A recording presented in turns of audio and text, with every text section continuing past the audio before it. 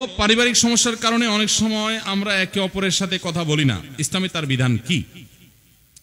পারিবারিক সমস্যার কারণে অনেক সময় দেখা যায় যে একজন আরেকজনের সাথে কথা বলে না। ভাইয়ের সাথে ভাইয়ের হতে পারে, একসাথে থাকতে গেলে কোনো বিষয়ে মনোমালিন্য হয়েছে, কথা কাটাকাটি, কথা বন্ধ আছে।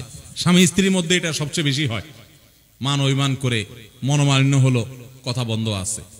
ইসলাম মানুষের প্রকৃতিগত এই সমস্ত বিষয়গুলোকে স্বীকার করে। এটা প্রাকৃতিক, এটা সৃষ্টিগত। আল্লাহ এভাবে মানুষকে তৈরি করেছেন। মানুষের মধ্যে ভালোবাসা যেমন আছে, ঘৃণা, মান অভিমানও আছে, হতে পারে। ইসলাম বলে নাই না না তুমি অভিমান করতে পারবা না, তোমার সারা জীবন শুধু দাঁত বাইর করে হাসতে হবে না, এটা বলে নাই। আপনার কান্নাও আসতে পারে, আপনার দুঃখ হতে পারে, আপনি কাউকে ভালোবাসতেও পারেন, তার কোনো কাজের কারণে ঘৃণা হতেও পারে। সেগুলোকে ইসলাম অবশ্যই এলাও করে এবং স্বীকৃতি দেয়, কিন্তু সেটা একটা লিমিটেশন আছে। কি সেটা? নবী করিম সাল্লাল্লাহু আলাইহি ওয়াসাল্লাম বলেছেন, লা ইয়াহিল্লু লিমুসলিমিন আন ইয়াহজুরা আখাহু ফাওকা সালাসি লায়াল। কোন ব্যক্তির জন্য তার মুসলিম ভাইয়ের সাথে কথাবার্তা বন্ধ করা, বয়কট করা, বর্জন করা, তার সাথে সম্পর্ক ছিন্ন করে থাকা, এটা 3 দিনের বেশি থাকা জায়েজ নাই। এই বয়কটের পরিমাণ সর্বোচ্চ 3 দিন হবে।